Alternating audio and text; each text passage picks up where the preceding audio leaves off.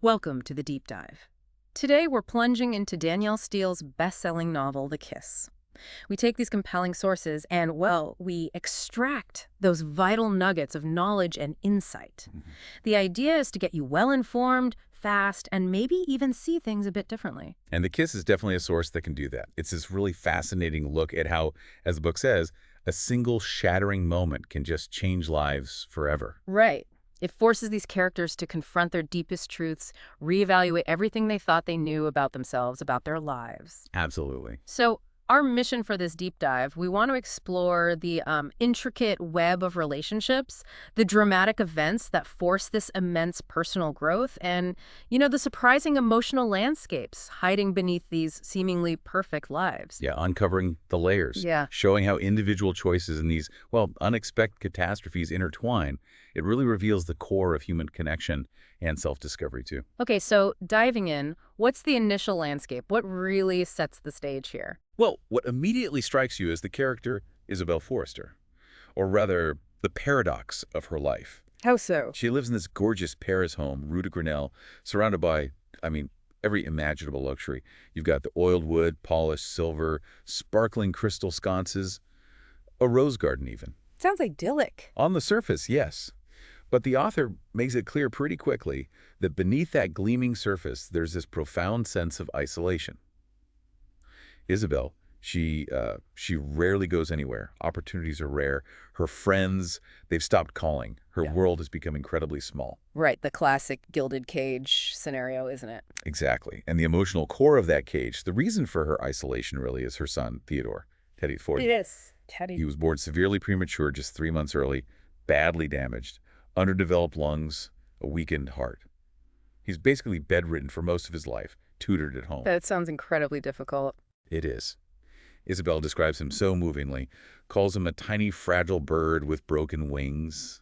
Their bond, it defies words, really. She feels like they're two people with one soul. Wow. Yeah, she pours all her energy, all her being into just willing life and strength into him. He's the absolute center of her existence. There's also a daughter, Sophie, who's 18 and away at university. Okay. So this intense, all-consuming bond with Teddy, how does that contrast with her marriage? Oh, it's a stark contrast. Her husband is Gordon Forrester. He's this powerful, incredibly wealthy banker. The book calls him probably the most important banker in Europe, a power broker and a kingmaker who likes to stay behind the scenes. Powerful but distant. Very distant. The source material hints at why. Maybe he lost his brother and mother early on, felt he lost his entire family. Isabelle's cousin suggests this explains his distance, his resistance to Teddy in every possible way. That's rough. So he's just not there for her. Emotionally, no. Physically present sometimes, but emotionally a continent away. They rarely speak. He doesn't share his days. Interaction is minimal, really just for occasional public appearances. Isabelle herself feels completely shut out of his life. So you've got this isolated woman completely devoted to her fragile son and a husband who's just checked out. Precisely. And when a void like that exists, especially in a life that looks perfect from the outside, something almost inevitably enters to fill it. And for Isabelle, that something is Bill Robinson. Exactly. Bill Robinson. They met about 4 years earlier at a reception given by the American ambassador. Turns out, Bill was an old classmate of Gordon's. Interesting connection. And who is Bill? Well, he's a big deal. A politician, described as one of the most powerful men in Washington and probably the wealthiest, inherited a vast, almost immeasurable fortune. Okay, so another powerful man, but different. Very different in Isabelle's eyes. She finds him enormously unassuming and discreet. He has a quick sense of humor, easygoing, looks young for 52. He's like a breath of fresh air in her constrained world. And how does the connection start? Subtly. Over shared passions, like art and rare books. He actually sends her a rare, out-of-print art book they've talked about. A thoughtful gesture. Nice. Then come the calls. At first, it's every few weeks, then more often. And these calls, they become Isabelle's only real contact with the outside world, like a friendly voice that arrives suddenly in the dark hours of the early morning. A lifeline. Literally. The novel calls them her lifeline she clung to on dark nights, something that fed her soul. It's fascinating how carefully they navigate this early on. You mentioned they talk about everything except their personal lives at first. Yeah, Isabelle suspects Gordon would object, so they keep it general initially. Art, books, politics, the world. But it deepens. They have lunch about a year after meeting, and once when Gordon's away, Bill takes her to dinner at a quiet bistro. And she starts to feel revived. Definitely. Her internal thought is that she feels like a wilted flower soaking up the sun and the rain. It really shows how much this connection means to her, how starved she was for it. And Bill, what's his situation? Is his marriage any better? Not really. We learn his marriage is equally barren. He's married to Cynthia. He says she was a lot warmer back in college, but has become somewhat cynical. Ah, Their relationship sounds pretty distant, purely functional. He hints Cynthia has been unfaithful, and he admits to one affair himself. He suggests Cynthia likes things just the way they are, mainly for the practical advantages of being Mrs. William Robinson. so status quo is important. Especially for his political career, he implies. Divorce would be difficult, messy. He even says quite bleakly that Cynthia doesn't care if you live or die. It's another pragmatic, loveless setup, mirroring Isabel's in its emotional desolation. Wow. So in this context, two unhappy marriages. The emotional connection between Bill and Isabel must really deepen. Oh, significantly. Yeah. Isabel starts to feel Bill as her mainstay, her joy, her laughter, her comfort, and her best friend. He becomes the only one she can talk to, even about difficult things, like her daughter Sophie accusing her of only caring about Teddy. And Bill, does he reciprocate these feelings? He does. He starts traveling to Paris 3 or 4 times a year, often using work as a cover. He admits, at least to himself initially, that he feels far more for her than he ever could have said. So this clandestine relationship becomes a kind of sanctuary for them both. Exactly. It's more than just an affair. It's like an emotional lifeline, challenging everything they thought they knew about relationships, about what their lives could be. Okay, so we have these foundations, laid this quiet desperation, this burgeoning secret connection. What happens next? Where does it lead? It leads to London, a fateful trip that becomes the real turning point. The London rendezvous. Yes. Isabel leaves for London, feeling, as always, incredibly guilty about leaving Teddy, though, ironically, the book notes he's sleeping peacefully, looking better than in years. Still, she leaves 1,000 instructions for the nurses. Classic Isabel. And Bill meets her there. He does. He arranges for them both to stay at Claridge's, a place he stayed for 30 years. So there's this layer of comfort, of history for him, framing their clandestine meeting. The anticipation must have been huge. Palpable. They time their arrivals. Their first phone call in London, it just buzzes with nervous excitement. The author says their meetings always fill them both with anticipation. They talk endlessly, even about mundane stuff, travel, art galleries, their kids. Just sharing the small details is a joy for them. It's clearly an escape for Isabel, right? A break from reality. Absolutely. She explicitly says she feels so far removed from all my worries here, happy, relaxed. And Bill wants that for her. He tells her to relax and forget about everything. And they spend the day together. They do. Lunch at Shepherd Market, a place Bill knows from his embassy days. Isabel feels very spoiled by him thinking about the rare books, the scarves he's given her over the years. It's not just the gifts, it's the attention, the fact that he sees her. Then dinner. Dinner at Harry's bar. Isabel dresses elegantly. The conversation deepens. They talk art, politics, theater, but also their childhoods, family ties. And Isabel has this moment of clarity, observing the irony. What irony? That for people to whom family meant so much, their marriages had become distant and remote, and they had chosen people who were anything but warm. It's a real moment of confronting the truth of their situations. And they talk more openly about their marriages. Yes. Bill talks about Cynthia's cynicism, her disinterest in his political life, how they've grown apart. And Isabel, she admits feeling like a puppet in her marriage, controlled by Gordon, who wanted her more social. She carries this guilt, feeling she failed him by choosing family, by focusing on Teddy. But Bill sees through Gordon's side of it. He does. He senses Gordon's coldness and cruelty is calculated, a way to blame Isabel for the state of their marriage. He's pretty blunt, actually. Tells Isabel she deserves much better. How does she react to that? She pushes back, saying divorce is impossible, societal opinion, Teddy's fragility, and Gordon's threats. She says Gordon told her he'd kill me before he'd let me go. Yeah, it hits her hard then. She feels like a prisoner on parole, realizing her lonely life isn't just circumstance, it's because she was emotionally abandoned years before. It's a profound, painful awakening. So after this heavy conversation, what happens? Bill insists on taking her dancing at Annabelle's. He points out Gordon absolutely hates to dance. which is telling. A deliberate contrast. Totally. And they're just inebriated by the pleasure of each other's company. There's this sweet moment where Isabel says, "I can't finish it," about her wine, almost wanting to slow down time, not end the evening. Bill playfully insists she does. It's intimate, full of unspoken feeling. And this leads to the confession. It does. Bill senses they're crossing barriers. He just comes out with it. "I'm in love with you." Wow. And Isabel? Her response is immediate, just as vulnerable. "I've loved you since the first time we met." So they both feel it intensely. Yes. But they also immediately acknowledge the reality, the impossibility. "But there's nothing we can do about it," one of them says. Still, Bill promises, "I'll love you for the rest of my life." Huh. And then, in that moment of raw honesty, that shared vulnerability, Yeah. they shared their first kiss. The kiss. Finally. Such a pivotal, intimate moment. But it doesn't end there, does it? No.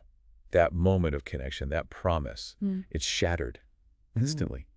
As Bill is kissing Isabel, their driver, he's apparently watching them in the rearview mirror, mesmerized. Oh, no. And he completely misses seeing a red double-decker bus bearing down on them at full speed, right at an intersection. My God, the collision. It's devastating. Okay. Not just physical, but symbolic, right? Yeah. Shattering their world, their hopes in that exact moment of connection. What's the immediate aftermath like? Horrifying. The description is stark. Onlookers think no one inside the car could possibly be alive. Wow. There's a small stream of blood trickling from Isabel's mouth. The limousine roof is crushed down, pressed against her back. And the driver? Dead instantly. Massive head injury. It takes paramedics nearly 2 hours using the jaws of life to cut the limo apart and get Bill and Isabel out. They find 2 live ones. Just barely alive. Isabel's dress is described as saturated with her blood, a really visceral image. The book says they were alive only by a minor miracle, thrust from this incredibly intimate moment straight into a fight for survival. So from that high point of connection, we plunge right into the aftermath. Survival, secrets, struggles. How badly are they hurt? Very badly. Isabel is given the lowest chance of survival. She has a head injury, and her liver, lungs, heart virtually crushed. Oh, terrible. And Bill? He fares slightly better, but it's still incredibly serious. A fractured neck, damaged upper spinal cord, internal injuries, a minor concussion. So the initial outlook is grim. Extremely grim. The surgical teams think the death toll, already 9 bus passengers and the 2 drivers, is almost certainly going to reach 13. The fact Bill and Isabel survive at all is presented as truly miraculous. And this shared near-death experience, it must bind them even more, even if they aren't conscious of it initially. Absolutely. It adds another layer to their connection. Yeah. But now let's look at how others react, because that reveals so much. Right. Let's start with Bill's family.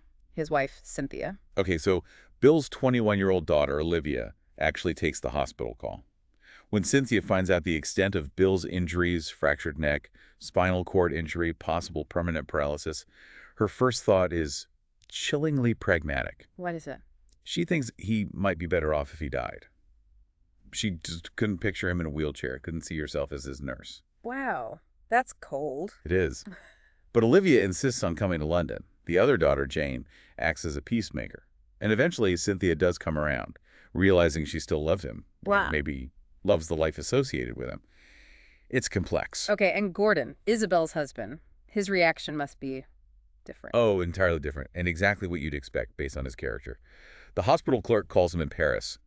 Gordon sounds very cool, expresses absolutely no emotion, just asks for a physician. No concern for Isabel. Not really. He apparently gets an eerie feeling about her being in a car with another man at 2 a.m. His immediate concern isn't her survival, it's how it would look. Potential scandal. Unbelievable. He identifies Bill Robinson, knows he's a powerful politician, but acts confused about why Isabel would be with him. And his callousness, it just deepens. He worries about her being brain damaged, saying if she was anything less than she had been, saving her was a travesty. A travesty, because she wouldn't be perfect anymore. Exactly. It's all about appearance, control. He tells the hospital staff not to mention Bill to him. He visits briefly, maintains appearances, leaves London after a few days, and only then, reluctantly, tells the children about Isabel's condition. It's just staggering indifference. Truly all about perception for him. Yeah. Okay, so let's shift back to Bill, his recovery. How does that begin? He wakes up after 2 days in a coma. Cynthia is apparently elated, but his first words, they're agonized and very telling. What does he say? Where is it just from Adele? Oh, right in front of Cynthia. Yep. Confirms all her suspicions about his feelings for Isabel. And there's that mystical element too, right? The near-death experience. Yes, fascinating detail. Both Bill and Isabelle independently later recall this shared experience, walking towards a bright light, hearing their children calling them back, and crucially, Bill somehow forcing Isabelle to turn back with him. It's this powerful, almost subconscious bond forged in trauma. Back in the hospital, is Bill able to see Isabelle? He's determined to, described as plaintively determined. The doctor sees how much Bill needs this, so he allows this really unusual thing. They roll Bill's bed next to hers. Wow. Bill holds her fingers, whispers to her, "You've got to wake up now. I love you." The nurses actually think his presence might be the thing that brings her back. But physically, what's his prognosis? It's devastating. He's told he has no sensation or mobility from the waist down, uncertain if it will ever return. He's essentially as helpless as a baby. Specialists tell him it's unlikely Bill would ever walk again. A wheelchair seems inevitable. How does he handle that? It leads him to make this critical internal decision. And it speaks volumes about, well, societal pressures and maybe his own definition of manhood. What decision? He decides that if he's going to be in a wheelchair, if he could not be a man with Isabelle, in every sense of the word, then he has to end their relationship. End it. Because of the wheelchair. Because he doesn't want to be a burden. He doesn't want to inflict his limitations on her. Especially, the book implies, if he can't perform sexually, this fear of failure to perform seems to override everything else, even his love. That's tragic. It really is. He feels like a eunuch, battling humiliation, failure, and disappointment. He thinks he'd prefer celibacy and alone. Doctors try to reassure him, say sexual function could return within a year, maybe. But he's deeply skeptical, lost in his own despair. Such a burden he puts on himself. Okay, now let's turn to Isabelle. Her awakening. How does that happen? It takes about 3 weeks after the accident and the breakthrough. The book suggests it's Bill's persistent presence, his voice, his calls for her to wake up, his declarations, "I love you so much." That's what finally makes her open her eyes. And their memory, does she remember the crash? Not initially. She says, "The last thing I knew I was kissing you and then I was here." Bill, trying to protect her, just tells her they were hit by a bus. He doesn't mention the fatalities yet. And Gordon, how does he react to her waking up? Consistent, unfortunately. He maintains his distance, just calls the nurse's station for updates. Later, when she's more aware, he sounds dismissive of her injuries. Now that she's awake, he just wants her home sooner. Suspicious she's delaying because Bill is still there in London. But Isabelle starts pushing back now, doesn't she? She does. Maybe it's the near-death experience, maybe Bill's love. Something has shifted in her. She refuses Gordon's pressure to leave the London hospital early. She tells her doctor she wants to stay there. It's a small act of defiance, but significant. And then comes the big revelation about Gordon's affair. Yes. She pieces it together. A wrong number phone call, a gossip column, mention of Gordon with the Comtesse Céline. Then an old friend, Natalie Vivier, confirms it. Confirms the affair. Confirms it's been going on for 10, maybe 12 years, which Isabelle realizes aligns perfectly with when Gordon shut her out of his room and his heart and his life. That must have been devastating, but also clarifying. Absolutely. It's the key, really. It fuels her liberation. She confronts Gordon directly, tells him she knows about his mistress, Louise. How does he react to the confrontation? He denies hating Isabelle, but coldly says she became Teddy's nurse and nothing more after the illness took over her life. Says, "You're not the woman I married." Classic blame shifting. And Isabelle.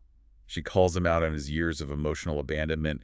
The whole thing escalates and Gordon basically throws her out of the house, offers her a minimal settlement. Does she fight for more? Her lawyer must have advised her to. Her lawyer does urge her to fight.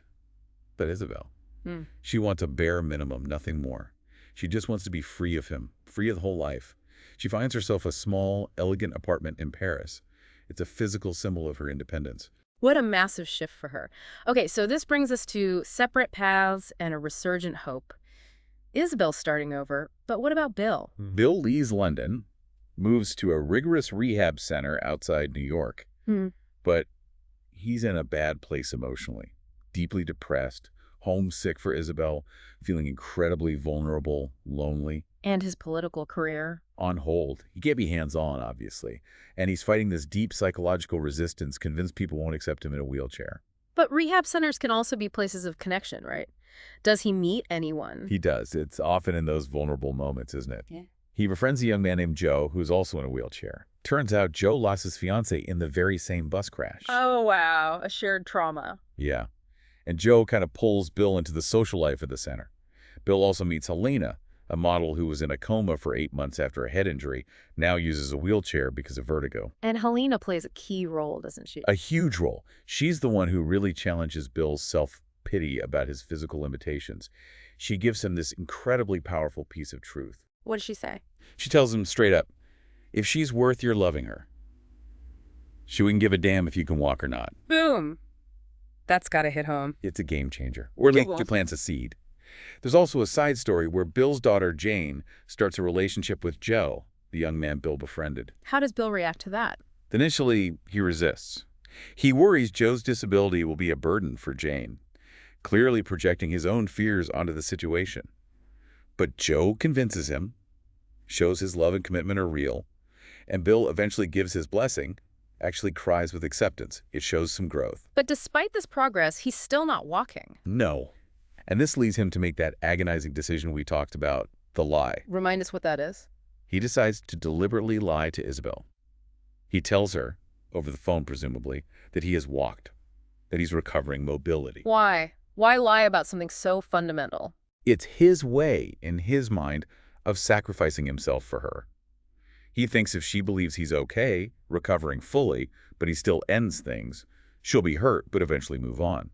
He wants to avoid being what he sees as a burden. The lie is meant to poison his food, make a future relationship impossible, forcing her away for her own good, as he sees it. It's such a paradox, love expressed through deceit and self-sabotage. Exactly. A really tragic manifestation of his own internalized ableism and fear. So while Bill is caught in this internal struggle, what's happening with Isabelle back in Paris? Her life takes another devastating turn. Teddy. Remember how he seemed better when she left for London? Yes. Well, despite that initial improvement, his health starts to deteriorate again. Seriously this time. His heart, his lungs, they're failing. The doctor eventually has to tell Isabelle that his days are numbered. Oh no, after everything. And tragically, Teddy dies. How does Gordon react this time? Predictably cold. He's away in Tuscany when he gets the call about Teddy worsening. Annoyed by the interruption. When he hears Teddy has died, there's virtually no emotion, no tears, no apology, nothing. Just underscores his complete emotional vacancy. And Isabelle must be shattered. Utterly devastated. Her grief is immense, and it's compounded by this renewed, profound isolation. Bill, because of his lie and silence, feels no longer there for her. She thinks she has no right to call him and intrude on his life, especially since he had never met the boy. She feels completely alone in her grief. Totally alone. She wishes she had died in the accident herself.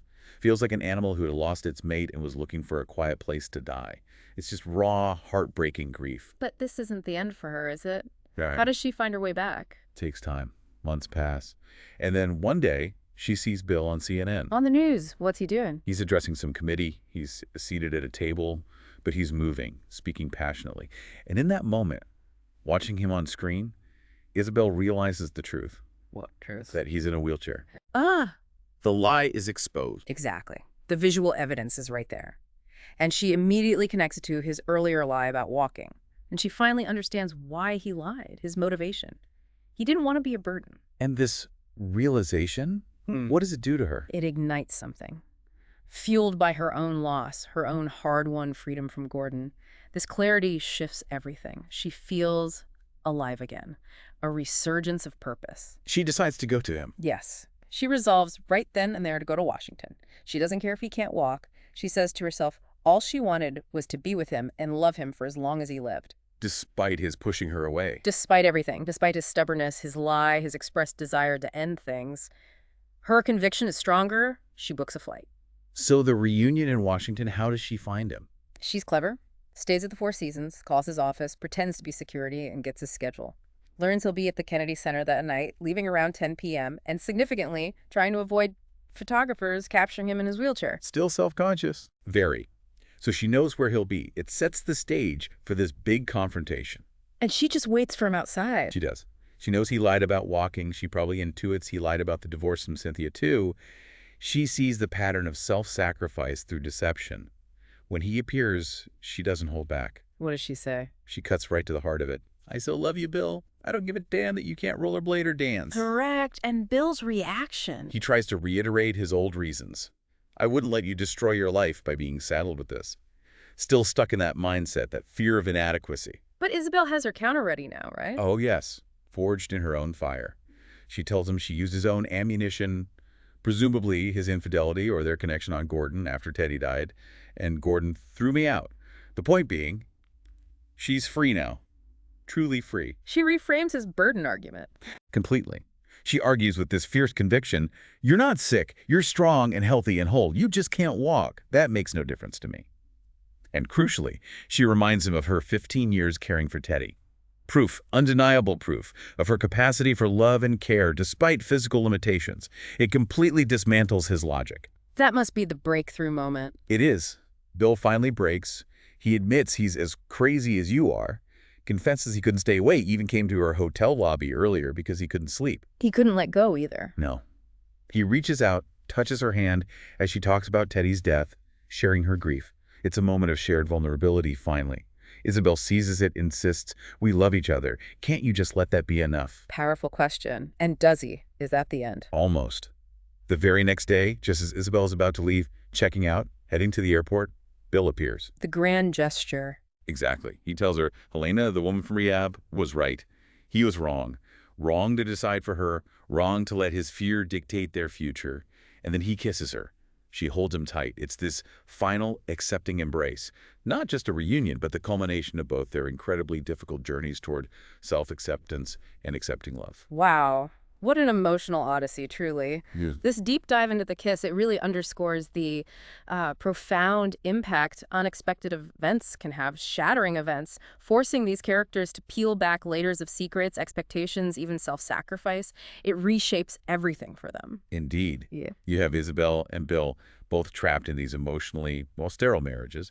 They find this incredible lifeline in each other. Their connection, starting intellectually, blossoms into this deep, transformative love. Yeah, challenging all their ideas about responsibility, self-worth. And it really shows how those internal barriers, our own fears and assumptions, can be just as imprisoning as any external circumstance. That's so true. And the accident. It's devastating, obviously, but paradoxically, it becomes the catalyst for their individual awakenings, doesn't it? Absolutely. For Isabelle, it ultimately leads to her freedom from Gordon, her courage to defy convention and choose real love. For Bill, it's this painful but necessary journey of grappling with his identity, accepting love despite his physical limitations. And that journey for him is so influenced by others, like Helena. Even as he struggles with his own internalized shame, those deep-seated ideas about what it means to be a man. It really makes you wonder, doesn't it? How often do we, like Bill perhaps, impose limitations on ourselves, believing we're protecting others maybe, when actually we might just be blocking true connection, true happiness? Or like Isabelle, maybe needing some kind of shakeup, hopefully less catastrophic than a bus crash, but needing something to wake us up to the lives we actually deserve. The love we're capable of, the freedom that exists beyond those self-imposed walls. Exactly. It's a powerful question to sit with. Precisely. I think the story ultimately reminds us that sometimes the greatest courage isn't about these huge, heroic gestures. It's about vulnerability. It's about accepting love, even when it scares us, even when it seems complicated or imperfect. Fighting for those connections that truly nourish us, regardless of the obstacles, internal or external. So maybe a final thought for you, the listener. What impossible loves, or maybe just paths, might you be overlooking in your own life, perhaps because of assumptions about what you should be or what others can handle? Something to ponder.